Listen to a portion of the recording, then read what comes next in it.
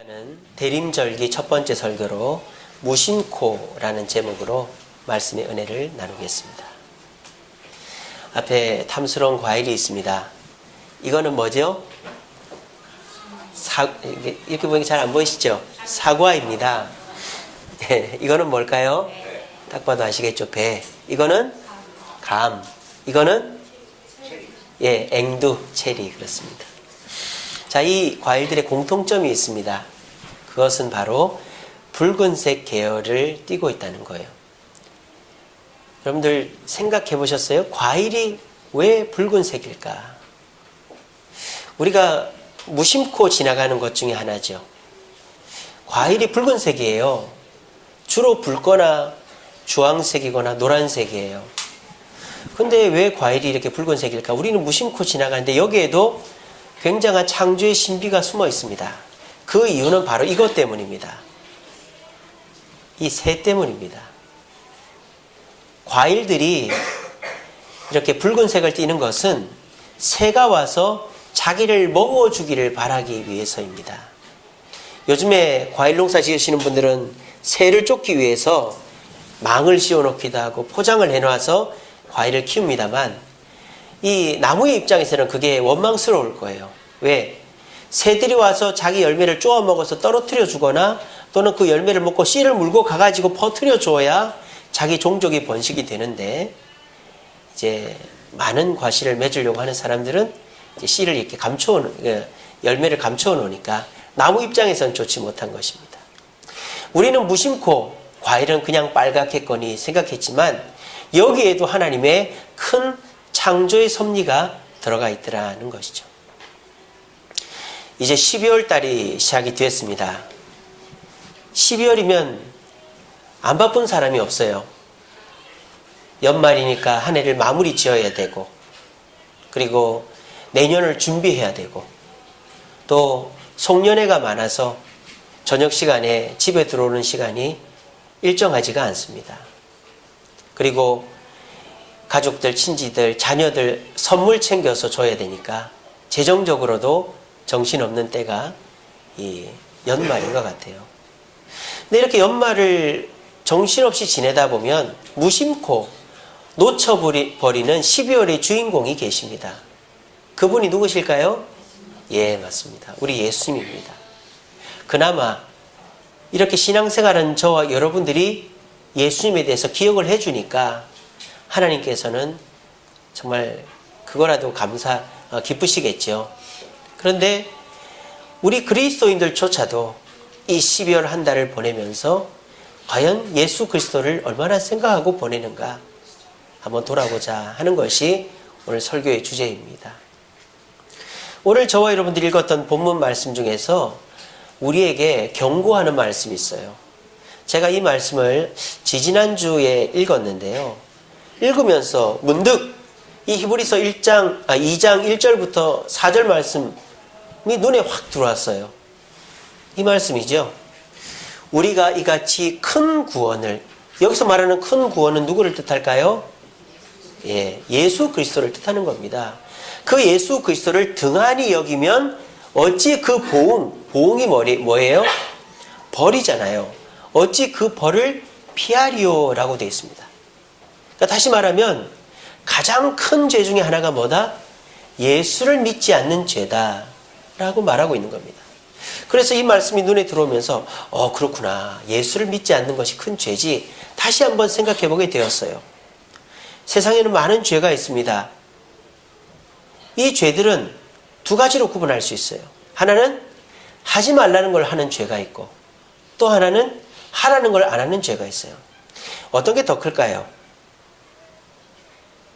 하지 말라는 것을 하는 것도 큰 죄지만 세상 법으로도 하라는 것을 안 하는 게 더 큰 죄입니다. 한번 볼까요? 예를 들자면은 거짓말하지 마라, 도둑질하지 마라, 때리지 마라, 이것도 죄죠. 하지만 이런 것들은 그 자범 수준의 죄예요. 근데 우리 헌법에 명시되어 있는 죄가 있습니다. 그게 뭘까요?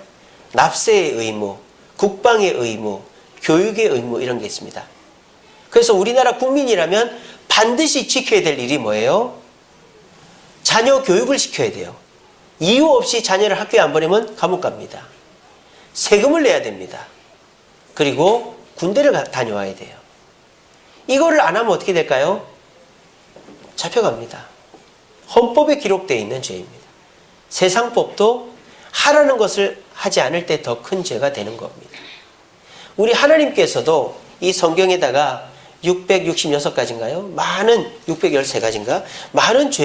많은 율법을 기록해 놨는데 그 중에서 우리가 정말 중요하게 여겨야 될 가장 중요한 것은 하라는 것을 해야 되는 것입니다.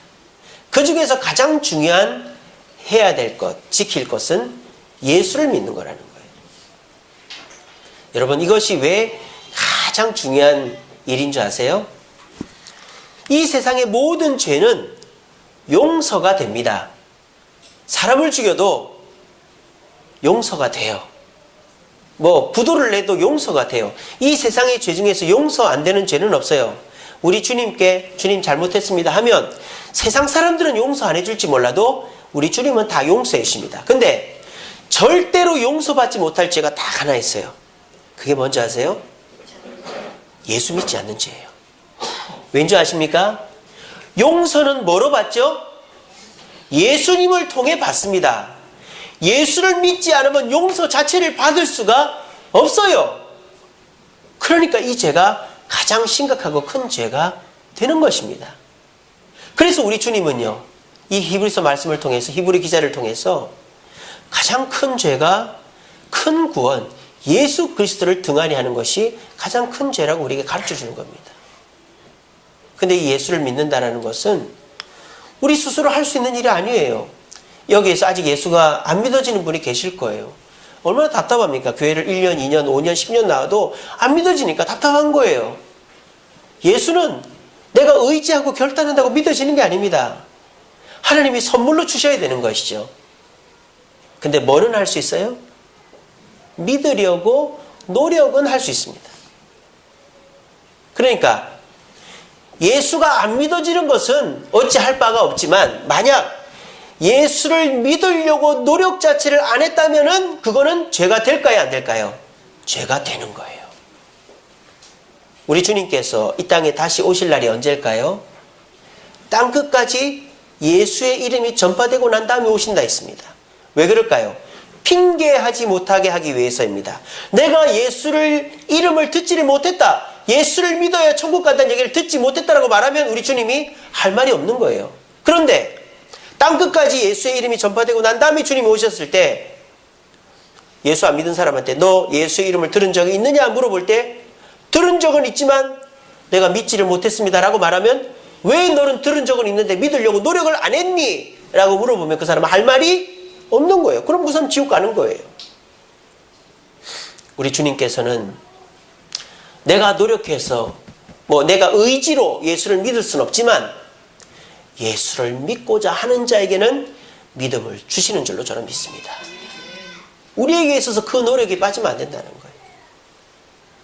자, 그렇다면 그 예수님이 우리에게 얼마나 중요한 분이길래 그 예수를 안 믿으면 그것이 가장 큰 죄가 된단 말인가? 우리가 히브리서에서 나와 있지 않기 때문에 요한복음 1장 1절서부터 18절을 통해서 한번 탐구해 보고자 합니다. 예수 그리스도를 무심코 떠나보내지 않고 그분을 묵상하는 것이 왜 우리에게 중요한 일인가? 첫 번째, 요한복음 1장 1절은 이렇게 시작합니다. 태초에 말씀이 계시니라. 이 말씀은 하나님과 함께 계셨으니 이 말씀은 곧 하나님이시니라. 여기서 말씀은 누구를 뜻할까요? 그렇죠. 예수 그리스도를. 그 뒤를 읽어보면 알겠죠. 이 말씀이 하나님과 함께 계셨으니 이 말씀은 곧 하나님이시다 그랬습니다. 그러니까 성부, 성자, 성령 중에 성자 예수님을 말하는 것이 이 말씀이다라는 것을 알 수 있습니다. 근데 이 성자 예수님은 언제서부터 계셨다? 태초부터. 영원 전부터 계셨다는 거예요. 우리 다 알고 있죠. 근데 무심코 이거를 흘려보내고 있다는 겁니다. 이거를 우리만 흘려보낸 게 아니라 복음서를 기록한 마태, 마가, 누가도 흘려보냈던 거예요. 생각을 못했던 거예요. 알고는 있었지만 그 증거가 뭐냐? 마태복음은 누구로 시작하는 줄 알아요? 복음서 아닙니까? 예수님 이야기 아닙니까? 근데 마태복음의 시작은 예수님이 아니에요. 아브라함이에요. 마태복음 1장 보세요. 아브라함의 족본이라 이렇게 돼 있잖아요. 마가복음은 누구로 시작하죠? 세례 요한으로부터 시작합니다.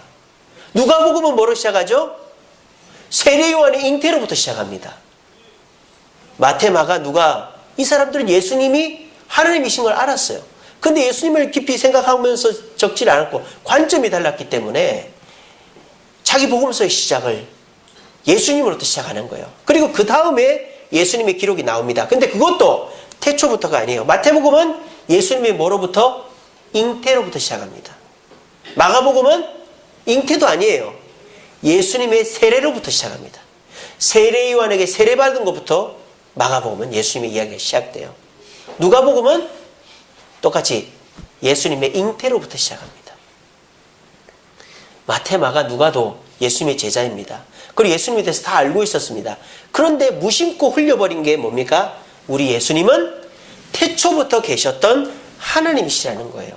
그래서 이미 마태복음, 마가복음, 누가복음이 있었지만 예수님의 사랑을 제일 많이 받았던 요한이 태초부터 계셨던 우리 주인 대신 예수님에 대한 기록이 빠져있는 걸 보고 이 요한은 요한복음, 예수님의 이야기를 기록할 때 제일 처음에다가 우리 예수님은 태초부터 계셨다라는 것을 딱 기록을 해놓은 거예요. 그리고 이 요한복음은 마태, 마가, 누가복음에는 안 나와 있는 예수님의 기록들이 많이 나와 있습니다. 왜? 우리 예수님은 이런 분이다라는 것을 가르쳐 주려는 것이죠. 저와 여러분들도 우리 예수님을 믿고 따릅니다만 우리 예수님을 어떻게 생각하고 있는지를 이 시간에 돌아봤으면 좋겠습니다. 우리는 설교 시간에 예수님은 우리의 친구다, 위로자다, 보호자다, 은혜를 주심 이런 말씀 듣기를 좋아합니다. 그런 말씀을 듣다 보니까 우리 예수님은 나에게 도움을 주시고 위로를 주시고 은혜를 주시는 분이지라는 생각을 많이 합니다. 맞는 말입니다. 하지만 거기에 치우쳐버리는 거예요. 그래서 우리가 뭘 놓칩니까? 우리 예수님은 하나님이시고 태초부터 계셨고 우리의 주인님이시다라는 생각을 무심코 놓쳐버리는 것입니다. 예수님은 우리를 돕고 위로하시고 보호하시는 분이시지만 원칙적으로 우리 예수님은 우리의 주인 되심을 믿으시기를 바랍니다. 그리고 그 주인 되신 예수님을 고백하고 그분을 따라갈 때 우리 하나님은 가장 기뻐하는 겁니다. 왜 그럴까요? 우리 하나님께서 자기 하나밖에 없는 독생자를 우리에게 줬는데 그 예수님의 가치를 인정하지 않고 그 예수님을 무시하거나 무심코 흘려보낸다면 우리 하나님이 가장 슬퍼할 일이 뭘까요? 우리가 예배 안 드리는 거, 봉사 안 하는 거, 헌금 안 하는 거가 아니고 예수님을 귀하게 생각하지 않고 주인 삼지 않는 것을 우리 하나님은 제일 슬퍼하실 것입니다. 그리고 그 예수님 우리에게 어떤 분이십니까? 사람은 본성이 무엇입니까? 높은 곳으로 가고 싶어 합니다. 이왕이면 서울 가서 공부해라. 이왕이면 좋은 대학 가야지. 이왕이면 좋은 직장 들어가고 이왕이면 사람들한테 떵떵거리며 살아야지. 그게 다 부모 마음이고 그렇게 자식을 키웁니다. 사람의 마음이 그래요. 근데 우리 예수님은 이런 사람의 본성과 이런 생각을 다 뒤엎은 거예요. 우리 예수님은 어떻게 하셨습니까? 높은 곳으로 가실 곳이 없으신 분이잖아요. 어떻게 하셨어요? 낮고 낮은 곳으로 내려오신 겁니다. 마치 저와 여러분들이 바퀴벌레, 지렁이가 됐다고 생각해봐요. 예수님은 이 땅에 와서 밟히고 찢기고 상한 분입니다. 유대인들에게 밟히고 사람들에게 찢기고 십자가에 달린 분입니다. 사람의 본성은 그걸 원하지 않아요. 근데 우리 주님은 저와 여러분들을 위해서 그런 삶을 자초하셨다는 것. 그런데 그런 예수님, 태초부터 계셨던 분이 낮고 천한 곳으로 오셔서 그렇게 희생하셨던 그 예수님을 무심코 흘려보낸다면 그것만큼 큰 죄가 어디 있겠어요? 그렇지 않겠어요? 이 시간에 이 말씀을 듣고 생각해 보니까 그렇죠. 그러므로 이 12월 한 달만이라도 예수님의 주인 되심과 예수님의 은혜를 떠올려 볼 때 우리는 하나님께 최고의 선물을 올려드릴 수 있는 거예요. 여러분, 부모가 못 참는 것 중에 하나가 뭐예요? 자녀 욕하고 자녀 고생시키는 거 부모가 절대 못 참습니다. 내가 차라리 욕먹고 내가 굶고 내가 부족하면 참을 수 있어요. 근데 내 자녀가 고생하고 힘들고 어려우면 부모 절대 못 참습니다. 그렇지 않아요? 여러분 다 그런 마음이잖아요. 하물며 우리 하나님께서 하나밖에 없는 아들이 이 땅에서 왔는데 성탄절이라고 현수막을 걸어놔도 산타나 있고 추리나 있고 선물이나 있고 하는 이 세상을 보면서 우리 하나님께서 얼마나 안타까워 하시겠습니까? 그런 마음을 저와 여러분이라도 위로해 드려야 되지 않겠어요? 그러므로 저와 여러분들이 이 성탄절을 보낼 때 우리 예수님께서 태초부터 계셨고 낮고 천한 곳에 사람의 본성과는 전혀 다르게 이 땅에 오셔서 우리를 희생하셨다는 것을 생각하는 것만으로도 하나님은 저와 여러분들에게 은혜 주실 줄로 믿습니다. 두 번째 우리 예수님께서 귀중한 이유가 뭐냐? 4절 말씀에 이렇게 되어 있습니다.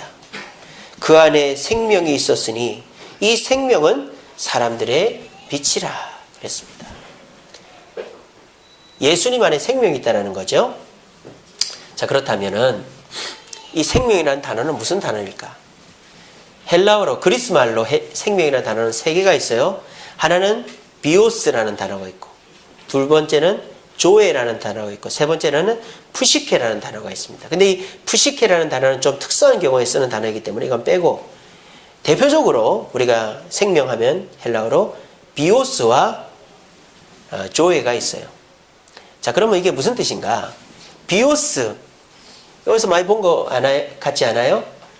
비오스, 여러분 어디서 많이 봤어요? 이 단어 비슷한 단어가 뭐예요? 바이오, 비슷하지 않아요? 철자도 똑같잖아요. 바이오. 우리가 쓰는 바이오라는 단어가 바로 이 비오스라는 단어에서 나왔습니다. 생명이라는 뜻이죠. 그래서 생명공학 하면은 바이오 테크놀로지라고 그러잖아요. 바이오, 비오스라는 단어는 생명. 그럼 이 생명은 무슨 생명인가? 누가복음 8장 14절에서 쓰인 용례를 보면 알 수 있어요. 누가복음 8장은 씨 뿌리는 비유인데요. 거기 보면은 가시밭에 뿌려진 씨에 대한 이야기에서 이 단어가 나옵니다. 가시밭에 뿌려진 씨가 싹을 내는데 그 싹이 이생의 염려와 걱정 때문에 이제 자라지 못한다, 이런 구절이 있어요. 거기서 이생이라는 단어가 바로 이 비오스라는 단어입니다. 그러니까 이 비오스라는 단어의 뜻은 육체의 생명이라는 뜻이에요. 이걸 좀 더 구체적으로 말하면 생활이라는 뜻입니다. 생활. 이 땅에서 먹고 사는 것을 비오스라는 단어로 씁니다. 자, 그런데 조에라는 단어는 어떤 단어냐? 똑같이 생명이라는 단어예요. 근데 이 단어의 용례를 어디서 알 수 있느냐? 요한복음 6장 35절에서 알 수 있습니다. 요한복음 6장 35절은 이겁니다. 나는 생명의 떡이다, 이런 말이에요. 생명의 떡. 거기서 생명이라는 단어가 이 조에라는 단어예요. 비오스가 아닙니다. 그 생명이라는 뜻은 뭐냐? 영원한 생명을 뜻합니다. 그냥 영원한 생명이 아니라 영적인 생명, 천국에서 누리는 생명을 뜻하는 겁니다. 자, 그러면 오늘 보면 요한복음 1장 4절에서 나오는 그 안에 생명이라는 이 생명은 비오스일까요? 조에일까요? 당연히 아시겠죠. 조에라는 단어입니다. 우리 예수님 우리에게 뭘 주신 분이다? 이 땅에서 사는 생명쯤이 아니라 영원한 생명을 주신 분이라는 거예요. 근데 그 영원한 생명은 어떤 생명이다? 천국에서 누릴 영원한 생명이라는 거예요. 자, 보세요. 이 땅 사람들 영원한 생명을 가지지 못한 사람이 있을까요? 없을까요? 다 영원한 생명을 갖고 있습니다. 여러분, 이 땅 사람들은 죽으면 끝이 아니에요. 영원이 있습니다. 그 영혼은 천국 아니면 지옥으로 가서 영원토록 거기 있게 되어 있습니다. 하나님이 그렇게 창조하셨습니다. 그런데 이 세상 사람들이 이 세상에서의 생명을 마치고 심판대 앞에 섰을 때에 예수님의 보호와 예수님의 은혜를 입지 않은 사람이면 그 영원한 생명은 어디로 가는 영원한 생명? 지옥으로 가는 영원한 생명이 되는 거예요. 그렇지만은 저와 여러분들은 태초부터 계셨던 우리 주님께서 낮고 천한 곳으로 오셨고 그분이 나의 주님 되신다라고 고백하는 자는 천국에서의 영원한 생명을 얻은 자이기 때문에 우리 주님께 영광 돌릴 수 있는 것입니다. 여러분, 뱀파이어 영화 있어요. 흡혈귀. 예전에는 흡혈귀 영화의 소재가 뭐냐? 사람들이 흡혈귀를 부러워하는 거였어요. 왜? 영원히 사니까. 그래서 흡혈귀들이 영원히 살면서 막 힘을 발휘하고 하니까 부러워하다가 이런 사람에 의해서, 영웅에 의해서 죽는 그런 게 흡혈귀 영화 스토리였어요. 근데 요즘에 나오는 뱀파이어 영화들의 핵심 내용이 뭔지 아세요? 흡혈귀들이 오히려 사람을 부러워해요. 영원한 생명을 가진 흡혈귀들이 천년 만년 사는 존재들이 사람을 부러워해요. 왜 그렇게 되는지 알아요? 사람이 사랑하는 걸 보면 부럽다라는 거예요. 사람이 사랑을 하면 연인이랑 같이 젊은 시절을 보내고 같이 늙어가고 같이 죽을 수 있는 것이 부럽다라는 거죠. 근데 흡혈귀들은 사랑하는 사람이 생겨도 인간이면은 그 사람이 늙잖아요. 병들잖아요. 그리고 죽잖아요. 그런 일을 자꾸 겪어봐요. 여러분들이 자녀 앞서 보내봐요. 얼마나 가슴이 아파요. 그런 일을 이 흡혈귀들이 계속 해야 되니까 그런 것이 슬퍼서 흡혈귀들이 영원한 생명을 포기한다. 이런 소재들이 영화로 많이 나와요. 여러분, 영원토록 산다고 좋은 게 아닙니다. 어떻게 사는가가 중요하죠. 요즘에 100세 인생이라 그러잖아요. 근데 나이가 65세, 70세가 돼서 노후 대책이 안 돼 있고 몸에 병이 들어있으면 어떻습니까? 사는 게 지옥이죠. 당장 떼거리, 나이가 70이 넘었는데 밥해 먹을 걱정해야 되고 70이 넘어서도 계속 일 다녀야 되고 얼마나 힘들어요. 자식이 있는데도 도와주지도 않고 통장 잔고는 없고 자식들 키우느라고 돈 다 써버리고 그러면 사는 것 자체가 고난인 거예요. 여러분, 이 세상도 마찬가지지만 영원한 삶을 산다고 다 좋은 게 아닙니다. 우리가 영원한 삶을 행복하게 살려면 우리의 영원한 삶을 천국에서 살 수 있게끔 해주신 예수님을 믿고 따라가는 것이라는 사실을 믿으시길 바랍니다. 그게 아직 안 믿어지거들랑 지금부터라도 믿으려고 애를 써보세요. 내가 한번 생각을 해보세요. 지금 상식적으로 이 땅 살고 죽는데 죽고 나면 천국과 지옥이 있다고 하는데 내가 지옥에 가서 영원토록 고생할 것을 생각하니까 앞이 깜깜하지 않습니까? 그런데 돈 달라고 하는 것도 아니고 뭐 자격이 돼야 되는 것도 아니고 그냥 예수님이 내 죄를 위해 죽었다는 걸 믿기만 하면은 그 예수님 때문에 죽어 난 다음에 천국 가서 행복하게 산다는데 야, 그게 사실이라면 나도 그렇게 하고 싶다. 이런 마음이 들 거 아니에요. 아직 안 믿어지시는 분들은. 그럼 지금부터라도 뭐 해야 되겠어요? 기도해야죠. 그 예수가 믿어지게 해달라고. 그러면 저는 확신합니다. 몇 달 지나지 않아서 저는 한번 그 작정해서 새벽 기도를 나와보시든지 딱 시간을 정해서 기도해 보세요. 우리 하나님이 믿음을 선물로 주십니다. 그게 언제 어느 때인지는 모르지만 확인할 수 있는 게 뭐예요? 내 성격이 바뀌는 거예요. 이기적이던 성격이 이타적으로 바뀌고 주일날이면 교회 가고 싶고 말씀 듣고 싶고 기도하고 싶고 그런 마음이 생기고 그리고 사랑의 마음이 생기고 이런 것들이 내가 구원받은 증거들입니다. 그래서 여러분들 우리 주님이 주신 천국에서의 영원한 생명 그것을 누리고 싶으면 예수를 믿어야 되는 거예요. 그래서 이 자리에 계신 모든 분들이 예수를 믿어서 우리 주님이 주시는 영원한 생명을 누리게 되고 또 그 주님 앞에 감사의 고백을 할 수 있는 저와 여러분들 되시기를 간절히 바랍니다. 마지막으로 우리가 무심코 넘기는 이 예수 그리스도가 우리에게 왜 중요한가? 16절 말씀입니다. 우리가 다 그의 충만한 데서 받으니 은혜 위에 은혜로다. 우리 예수님은 천국의 영원한 생명만 주시는 게 아니라 이 땅을 살아갈 때에도 먹고 사는 일에 여러분들이 고생하는 그 일에 은혜를 베푸신다는 거예요. 근데 그 은혜를 어떻게 베푸신다? 우리 한글 성경에는 은혜 위에 은혜라고 해놨잖아요. 근데 이제 헬라어 성경은 표현이 좀 달라요.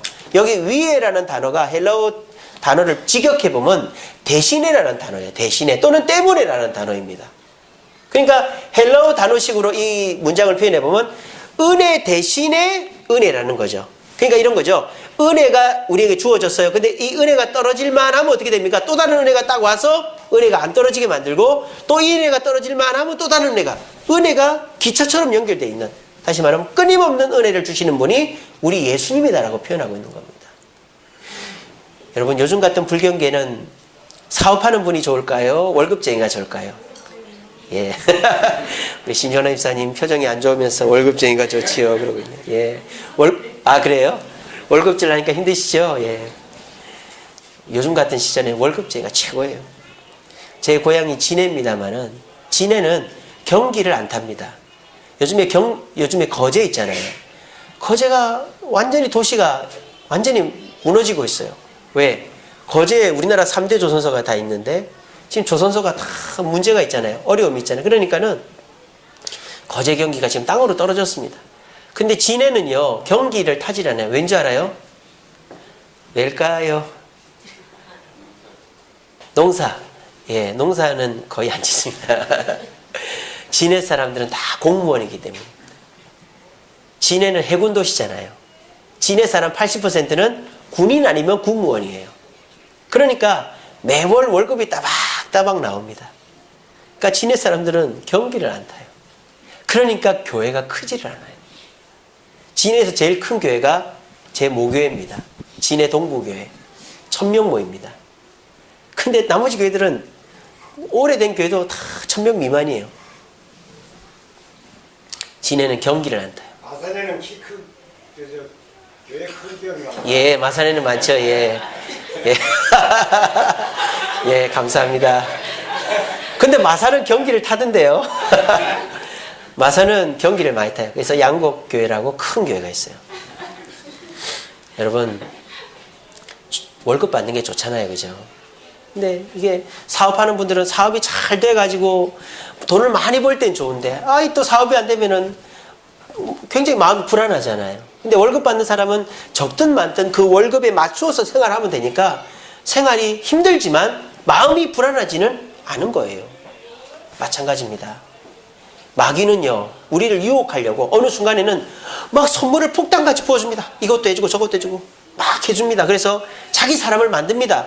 선물도 줍니다. 건강도 줍니다. 지식도 줍니다. 기회도 줍니다. 그래서 내 사람이 딱 됐다 싶으면 어떻게 합니까? 다 끊습니다. 이 사람은 내 사람이 됐으니까 또 내 사람 만들 사람 가야지.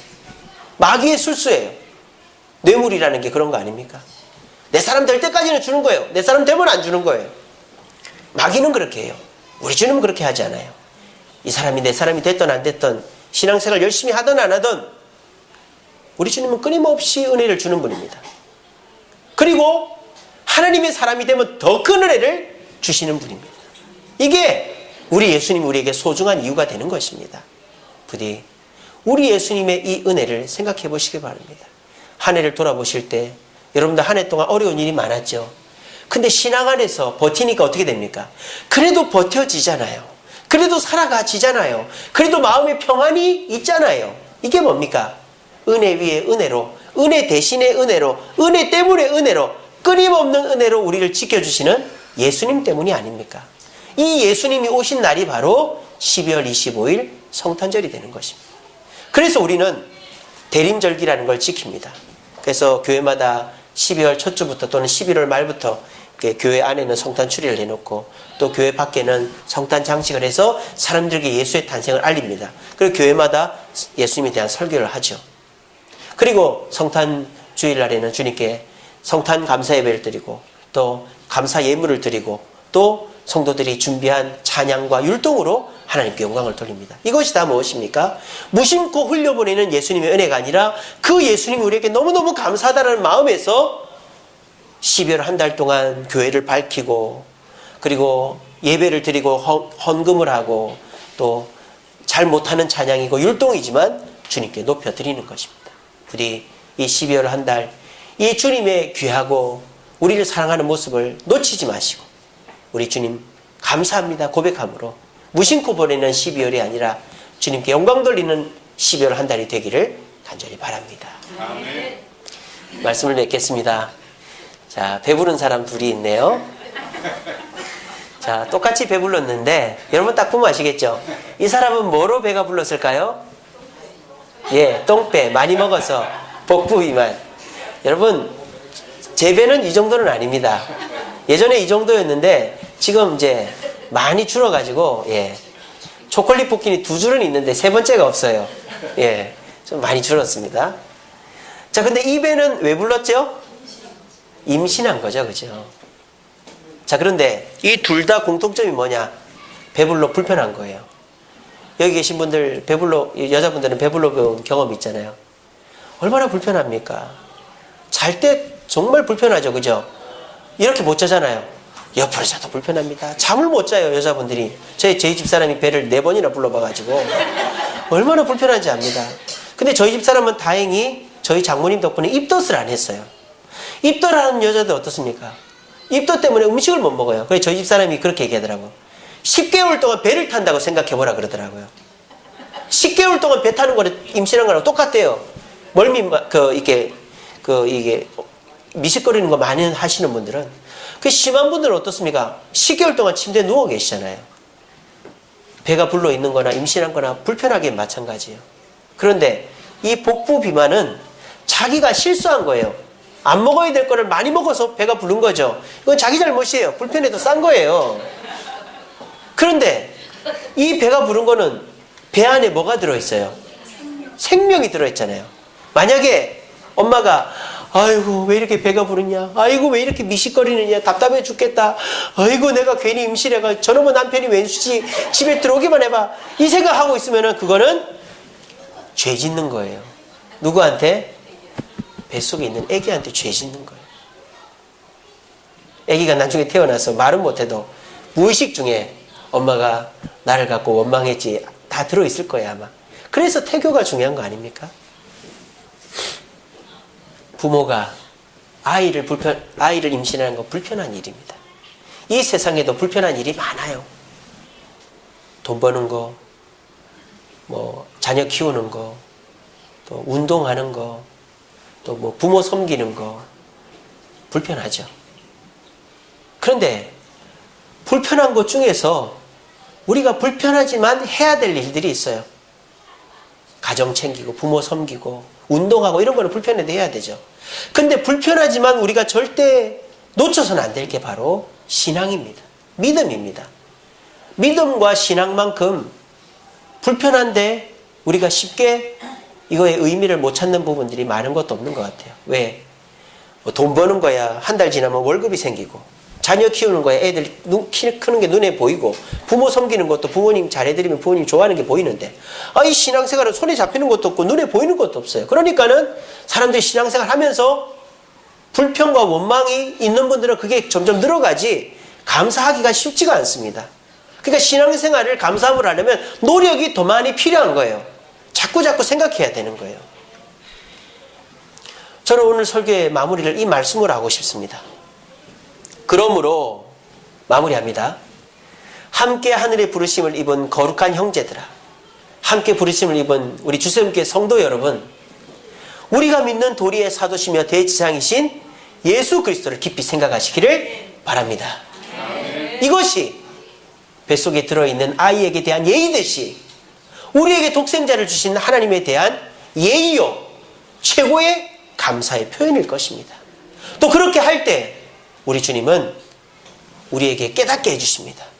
태초부터 계셨던 우리의 주인 되신 주님이심을, 우리에게 영원한 생명, 천국의 생명을 주신 주님이심을, 우리에게 이 땅 살면서도 끊이지 않는 은혜, 은혜 위에 은혜 대신의 은혜를 주시는 분이라는 걸 깨닫게 해주십니다. 그러면 돈이 없어도 불편해도 힘들어도 감사가 되게 되고 삶의 안정이 되고 만족을 하게 되는 것입니다. 우리가 이 12월 한 달을 잘 마무리해야 2017년도를 잘 시작합니다. 근데 우리나라 대한민국은 올해 마무리가 안 돼요. 대통령 때문에 마무리가 안 되게 됐어요. 그러니까 이 나라 사람들은 지금 뭐 다들 마음이 막 뒤숭숭한 거죠. 그러니까 이제 걱정을 하는 게 불우이웃 돕기라든지 이런 게 잘 안 나올까봐 걱정을 많이 하더라고요. 여러분, 이럴 때일수록 우리 그리스도인들은 나라를 위해 기도하지만 우리 자신의 마음은 주님 안에서 붙잡아야 됩니다. 세상 사람들 움직이고 떠들고 한다고 거기 들떠가지고 우리도 들뜨면 우리 마음이 불안한 거예요. 주님을 놓쳐버리는 겁니다. 이 연말 12월에 선물 때문에, 송년회 때문에, 또 한 해 마무리와 내년 계획 때문에 무심코 주님을 놓쳐버리지 마시고 우리 주님이 어떤 분이신지를 묵상하면서 그 주님께 감사드림으로 하나님을 기쁘시게 하고 2017년도를 힘차게 시작할 수 있는 저와 여러분들 되시기를 간절히 바랍니다. 우리 시간에 찬양하겠습니다. 주보에 있습니다. 예수 가장 귀한 그이름. 한 주간 동안 이 찬양 간단한 찬양이거든요. 한번 흥얼거려 보시기 바랍니다. 예수 가장 귀한 그 이름 언제나 기도드려사 나의 손잡아 주시는 분, 예수 찬양하기 위하여 태초부터 계셨던 처음과 나중 되시는 분, 날 위해 고통당하신 가장 귀한 분, 예수 왕의 왕이 되신 분, 끝없는 사랑 위에 은혜 위에 은혜를 주시는 분, 목소리 높게 찬양합니다. 우리 찬양 흥얼거릴 때 무심코 넘겨버리는 예수님을 넘겨버리지 않게 될 것입니다. 이 시간 찬양 우리 주님께 드리겠습니다.